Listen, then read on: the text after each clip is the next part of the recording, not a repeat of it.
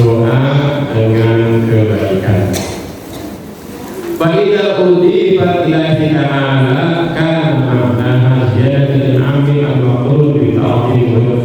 tadi. Ketika kata sholat atau sholat diganti atau ditambahkan kepada kalimat lafaz jalalullah Allah Subhanahu wa taala, maka artinya ziyadatul in'am, nambahi nikmat yang diiringi dengan pengagungan. Itu selamat. Ayat rahmatullah al-Qur'an al-Azim, yaitu rahmatullah yang diiringi dengan mengagungkan. Wa tahiyatul qalbihi kanatani ala man dzukira. Maksudnya bahwa an-Nabi menyusun maklumat ini ansya as-salah wassalam alaihim. Faka'annahu qala atubika ya Allah ar-Rahman ar-Rahim.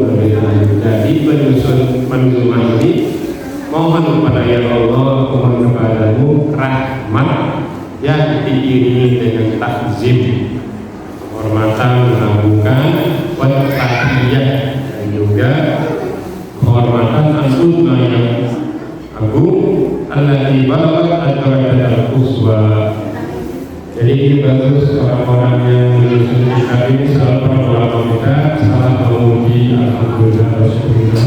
Ada bismillahirrahmanirrahim. Anjutu masalah wassalamu sarmadana. Kelanjutkan setelah memuji Allah kepada Allah, kemudian melanjutkan dengan mohon kepada ya Allah, berikanlah rahmat dan kasih sayang yang rahmat itu diiringi dengan keagungan kepada hambamu, kepada manusia yang terbaik, yaitu Nabi Muhammad sallallahu alaihi wasallam. Nah, ibu sekalian, lanjut. Wassalamu sarmadan. Assalam yani at-tahiyyat ad-dalalatul bin nabi. Keselamatan, kesejahteraan, kedamaian untuk Nabi Muhammad sallallahu alaihi wasallam. Sarmada ay daiman, selama-lamanya. Salawat dan salam selama-lamanya ala nabi, untuk Nabi Muhammad sallallahu alaihi wasallam. Bihu salawat itu kalau dari Allah kepada hambanya, artinya adalah bimana asana alaih, Allah memuji hambanya karena posisinya, karena derajatnya, karena akhlaknya.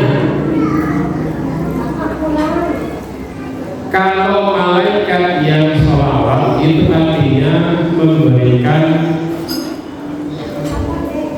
barokah, keberkahan, yubari, selamat juga artinya, tapi selamat yang dipenuhi dengan keberkahan. Nah, kalau dari kita sebagai umat Islam, berarti di mana kita memohon kepada Allah, ya Allah, anugerahkanlah rahmatmu, kasih sayangmu kepada hamba kami Nabi Muhammad SAW.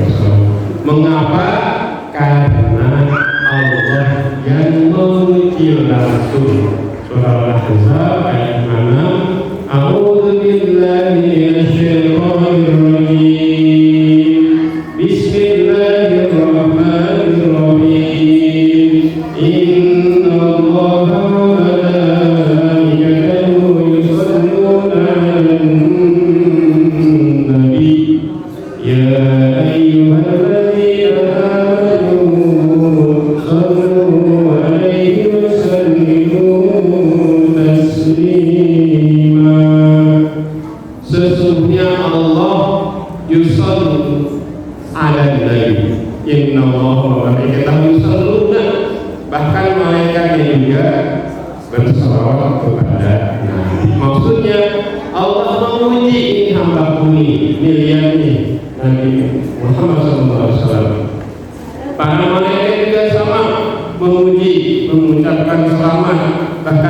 sebagai ulama mengatakan makna salawat adalah istighfar, pengampunan kepada Allah Subhanahu wa taala. Jadi kalau Allah para malaikatnya saja sudah bersalawat, apalagi kita. Makanya Allah sampaikan berikutnya, ya ayyuhalladzina amanu shallu alaihi wa sallimu taslima. Maka bersalawatlah, sampaikan salawat dan salam kepada Nabi Muhammad sallallahu alaihi wasallam. Allahumma shalli wa sallim. Ibu sekalian, terkait dengan salawat ini perlu sedikit saya ingin menambahkan beberapa hal yang ibu sudah pada tahu tentang salawat ini. Keutamaannya Masya Allah. Keutamaan ibu sekalian di antaranya hadis dari Abu Hurairah radhiyallahu anhu anna Nabi sallallahu alaihi wasallam qala man shalla alayya wahidan sallallahu alaihi wasallam. Barang siapa yang berselawat kepadaku sekali sallallahu alaihi wasallam, maka Allah akan mendoakan kebaikan buat dia sebanyak 10 kali. Jadi kalau kita satu hari dibanyak 10 kali 100 kali, 100 kali, maka ini banyak-banyak yang berselawat. Nah ibu sekalian, suatu ketika ada sahabat yang bertanya ke Rasulullah SAW, ya Rasulullah, kalau kami berselawat di mana redaksinya, di mana bahasanya? Rasulullah diam sejenak kemudian menjawab, salawat yang dia ajarkan itu salawat Ibrahim, salawat yang kita baca ketika tahiyat. Gimana itu bacaannya? Yang terakhir, tahiyat akhir. Allahumma shalli ala sayyidina Muhammad wa ala sayyidina Muhammad kama shallaita ala wa barik ala kama barakta ala fil alamin. Nah itu afdal, paling baik ucapan jika ingin berselawat, namanya selawat Ibrahim yang diajarkan Rasulullah SAW kepada para sahabat. Yang paling lama di mana Ustaz? Boleh Allahumma sholli ala Muhammad. Sampai sini ada juga Allahumma sholli ala sayyidina Muhammad, boleh. Mau pakai sayyidina boleh, enggak pun boleh, tidak usah diperdebatkan. Ya, boleh. Mau pakai tambahan Nabiina wa Sayyidina wa Habibina wa Syafiina boleh. Itu harapan kita semoga Nabi Muhammad syafi'an sekarang memberi Habibina, kekasih kami. Allah sudah menyatakan Allah mencintai kami, apalagi kita. Jadi kalau ada kita sebutin Habibina, kekasih kami. Dan berbagai orang yang mencintai Nabi, insya Allah juga dan berharap mencintai Nabi. Dan berkumpul dengan Rasulullah yang menjadi kekasih. Kemudian tentang salawat. Nah selanjutnya ibu assalam, disini disebut ini salawat dan salam. Ini sudah terpakai. Allahumma sholli, makanya kalau disebut Allahumma sholli ala nabiyyina wa ala Rasulullah sallallahu alaihi Muhammad wa sallallahu alaihi sayyidina Muhammad wa sallallahu ala Muhammad, tambahkan dengan salam, salatu wassalam. Sebagai perintah Allah Subhanahu ya ayyuhalladzina amanu shallu alaihi wa sallimu taslima. Tambahin Allahumma sholli wa sallim ala sayyidina Muhammad, Allahumma sholli wa sallim ala nabiyyina Muhammad, Allahumma sholli wa sallim ala Muhammad. Boleh, semuanya boleh. Pakai sayyidina boleh, kasih boleh. Dan lanjut, sarmada daima selama-lamanya terus-menerus.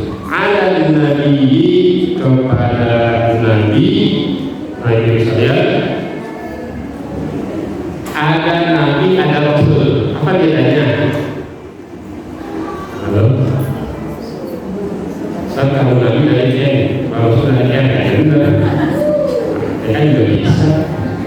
Kalau nabi dikasihkan risalah untuk dirinya saja diamalkan. Kalau rasul untuk dia dan umatnya. Berarti nabi lebih umum dari rasul. Kalau rasul lebih khusus, tidak semua nabi rasul, tapi kalau rasul pasti nabi. Jelas? Nah, mu'allif penyusun kitab ini menggunakan kata ala nabi untuk nabi, sudah dimaksud Rasul. Mengapa tidak ala rasul? Ada yang saya jawab, ada yang saya main sendiri. Ini kalian. Ternyata para ulama menyimpan maksudnya kata beliau, Allah ya di beliau ini menyebutkan dengan kata nabi ibtidaan, mengikuti apa yang Allah cantumkan di Al-Quran. Kita baca Al-Ahzab ayat 56. Innallaha wa malaikatahu yusholluna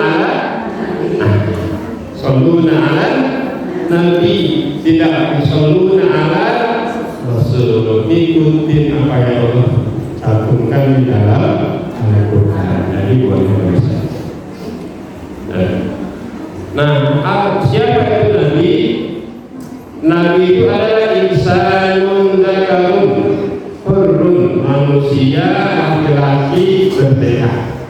Jadi kepada orang bukan laki-laki ngaku nabi, hoax, berarti hoax, Sunda, hoax, bohong. Tidak ada laki-laki selain laki-laki.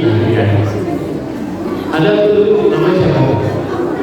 Yang ngaku nabi perempuan. Mama siapa namanya? Ingat? Ada Eden di belakangnya. Ada Eden setannya. Yang ngaku tuh saya nabi untuk negara. Nabi itu semuanya laki-laki. Zakarun, hurrun, bertekad dan tidak seorang muda. Oh, yang ilahi bisa ini yang Allah berikan wahyu kepadanya untuk membawa syariat ajaran. Sawa'un umira bitablighi amda, baik yang diperintahkan menyampaikannya atau tidak. Menyampaikan mangga, tidak pun mangga itu nabi. Itu Rasulullah, itu Rasul. Baik benar bidaya kalau Rasul, jika diperintah untuk menyampaikan risalahnya maka disebut dengan Rasul. Pada Nabi aku dengan Rasul, maka Nabi itu dari Rasul dan nah itu Nabi dan Rasul. Jadi sekalian, yang kedua mu'alif menyebutkan kata an-nabiyyu. An-nabi secara itu an-nabi bin tasdidiyah nabiyun, ada tasdidnya ya, makhudun min nubuwah, yang juga dikatakan nubuwah kenabian. Bahwa akan nabi summiya nabi adalah makhudun. Jadi kata nabiyun itu artinya tinggi. Nabi disebut dengan diambil dari kata-kata ini karena posisinya tinggi. Bagi siapapun orang yang kerjanya, aktivitasnya, kegiatannya adalah menyebar luaskan ajaran agama Allah, mendakwahkan orang lain, mengajak orang lain kepada Allah, menyembah Allah, kepada kebaikan, kepada jalan yang lurus, ini siratal mustaqim, maka dia adalah derajatnya tinggi di sisi Allah. Bersyukur ibu kalau punya anak. Ini anak saya kayaknya dakwah, maksudnya ngajak orang kepada Allah dan Allah, ngajak kebaikan, ngajak ibadah, bersyukur. Itu anak insya Allah ditinggikan, diangkat ke atas Allah Subhanahu wa Ta'ala. Bagaimana Allah mengangkat para nabi disebut dengan nabi, tidak bisa lagi disebut dengan nabi, tetapi kerjaannya, aktivitasnya, kegiatannya sama dengan kegiatan para nabi, maka insya Allah orang seperti ini diangkat oleh Allah Subhanahu wa Ta'ala. Dan itu tentang nabi. Yang kedua, bisa juga tidak pakai hamzah, diambil dari kata nabi pun, tidak pakai tasdid, nabi pun, dari kata-kata an-naba, surah an-naba atau bahasa kita juz amma. Halo, ngantuk ibu, aslinya ini lah. Masya Allah, itu keren ya.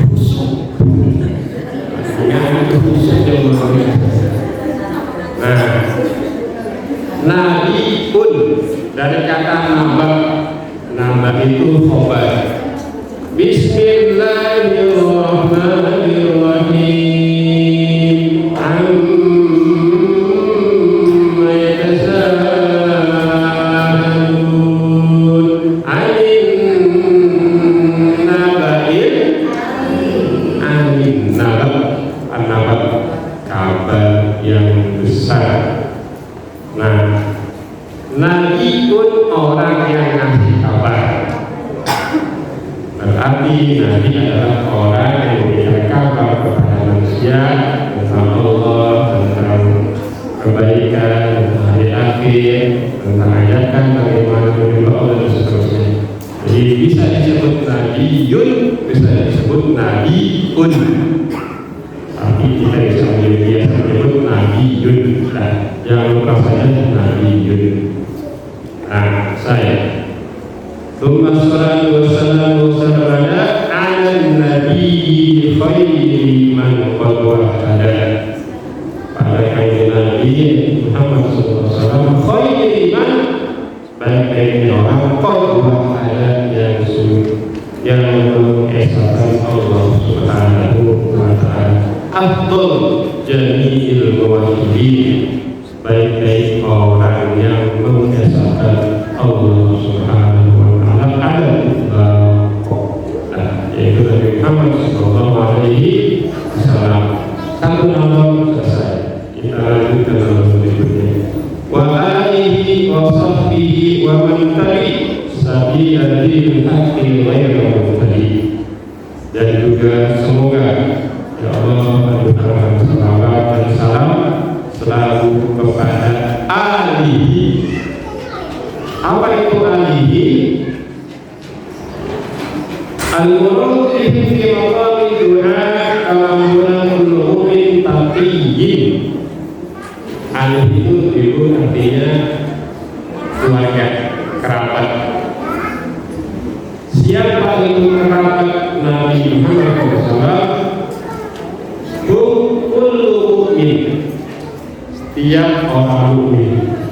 Taqiyyin yang bertakwa kepada Allah Subhanahu wa Ta'ala. Itu alun Nabi sallallahu alaihi wasallam. Dari mana alasannya? Hadis dari Anas bin Malik radhiyallahu anhu qala su'ila Rasulullah sallallahu alaihi wasallam. Rasulullah bertanya, man al Muhammad, siapa kepada Rasulullah? Faqala, Nabi Muhammad sallallahu alaihi wasallam menjawab, al Muhammad kullu taqiyyin, setiap orang, setiap orang yang bertakwa. Jadi sekalian, kita ada peluang dari terbuka untuk menjadi ahli Muhammad SAW, itu adalah menjadi orang mukmin dan bertakwa.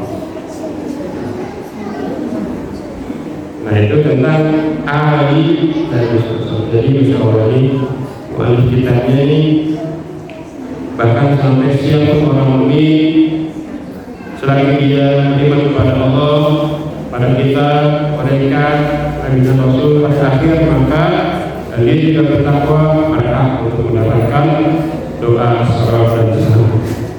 Jadi ibu kalau berdoa jangan cuma sendirian. Ibu-ibu misalnya kalau bikin sa'i berdoa, orang di sholat berjamaah sama anak perempuannya, ibu doanya jangan buat sendiri. Contohnya Rabbi firli walidayya, jadi imam ibu, anak ibu perempuan jadi makmum. Rabbi firli walidayya warhamhum warhamhum kama rabbayani shaghira.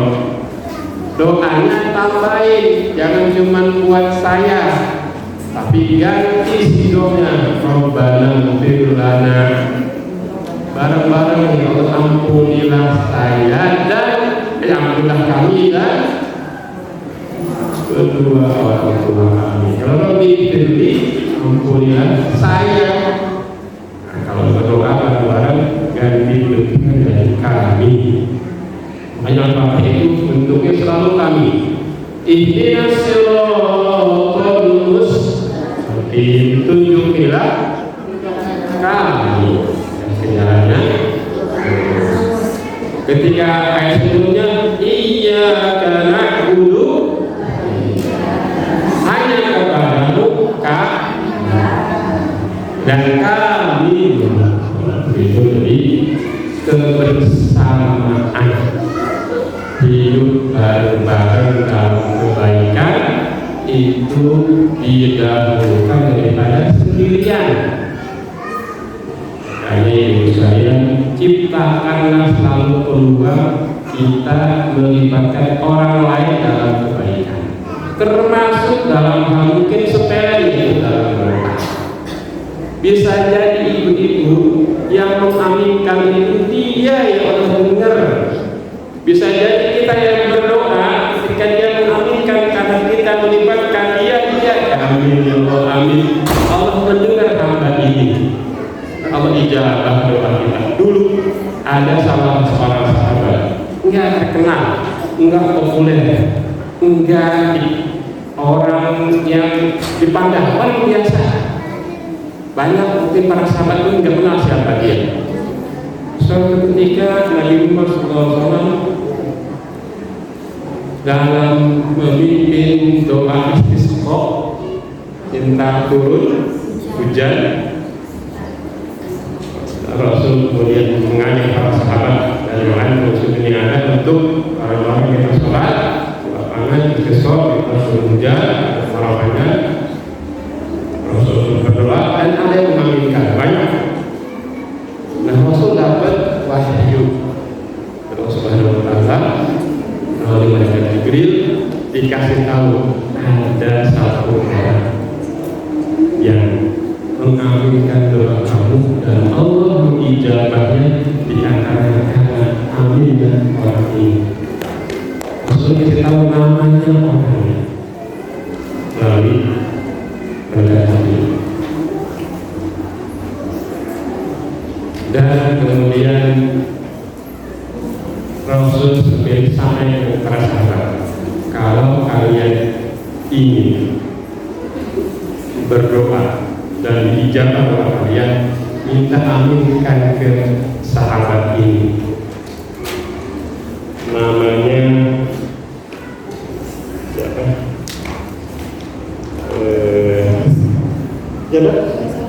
Uwais al-Qarni. Uwais al-Qarni. Kerjaannya kalau ini kan makin aja daripada desa.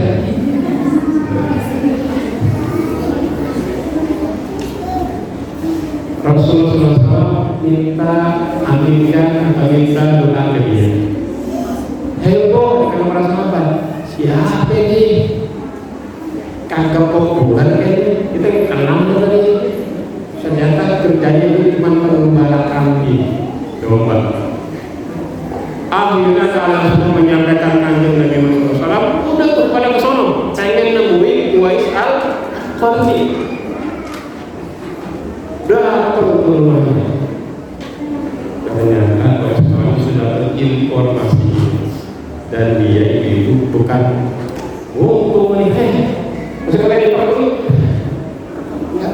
dia pergi dan pindah rumah. Khawatir nanti dia diputuskan dan kemudian setelah itu terkenal dengan istilah al-taqi bil-khofi, orang bertakwa yang menyembunyikan ketakwaannya. Jadi sekalian bisa jadi kalau minggu hari saja, kalau berdoa, kalau berjamaah, sikapnya buat berjamaah betul-betul yang lain juga. Ketika dia menginginkan, bisa jadi dia yang dijawab. Kadang-kadang saya juga betul-betul saya yang mau dengar doanya. Tapi saya dijawab undang saya amin, amin, amin, itu yang Allah dengar. Ada pemimpin ustaz yang tentu yang dijamin lagi di akhir zaman itu yang kemudian Allah dengar karena ketakwaan, karena kesolehan ini, dan dia menyembunyikan ketakwaan kesolehan ini.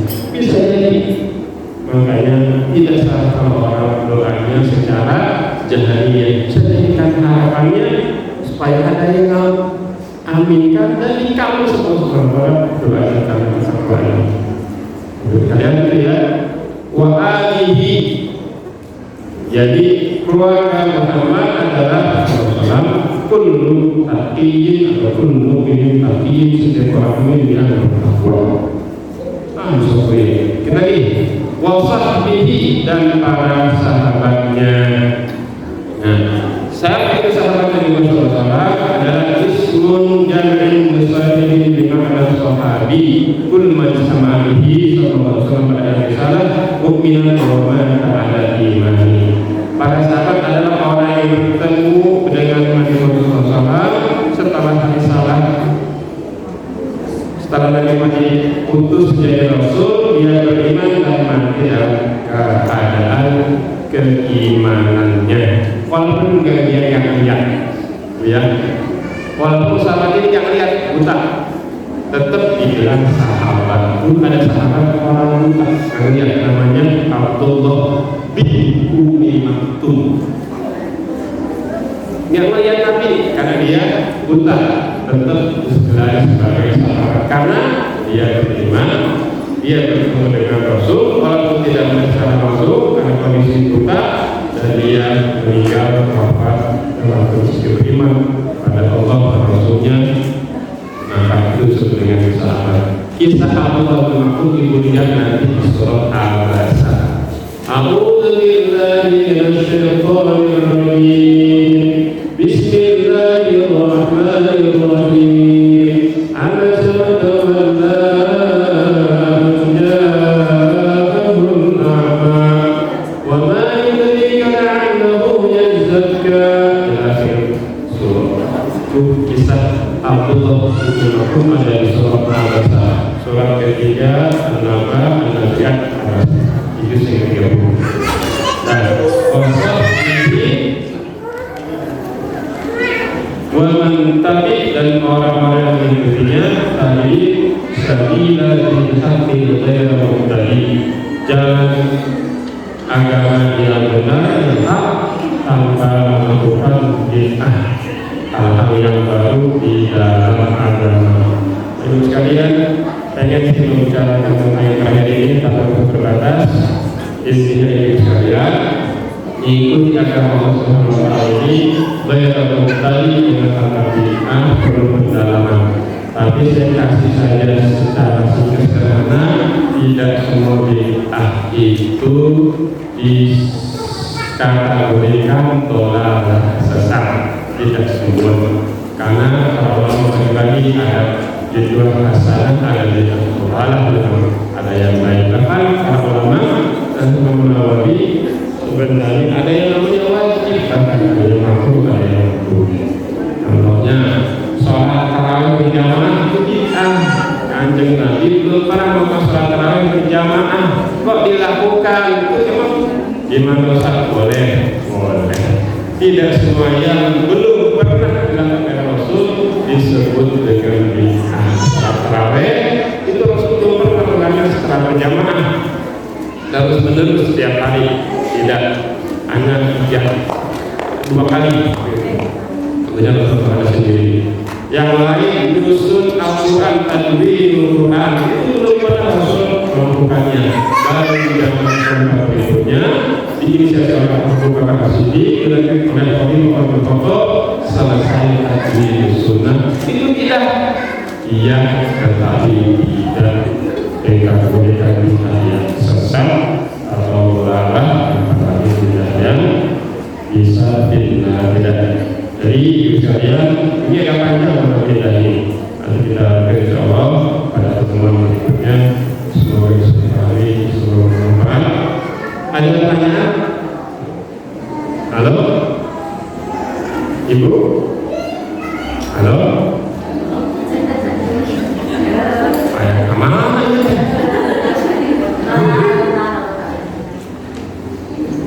Kan terit sekilo kan? Ada pertanyaan? Ya ada? Ya jelas saya. Kalau Ustaz yang lagi sekalian itu tentang salawat, salam Nabi, salawat Nabi dengan segala sesuatu kita. Semoga bermanfaat. Kita ini belum masuk itu ke perayaan pertama baru Anwar. Berapa ketemu yang namanya ilmu itu kalau kita gaji makin dalam asalkan keikhlasan. Yang berat itu kalau dulunya tidak ada keikhlasan, apalagi tidak diamalkan. Ilmu bila amalin kasajari bila tamalin. Ilmu tanpa diamalkan ibarat pohon tanpa buah. Ya disebutkan doang. Ada pohon tadi ada buahnya ya. Terus kalian itu yang bisa saya sampaikan, semoga bermanfaat. Sebelum kita tutup, kita bersihkan bersama-sama.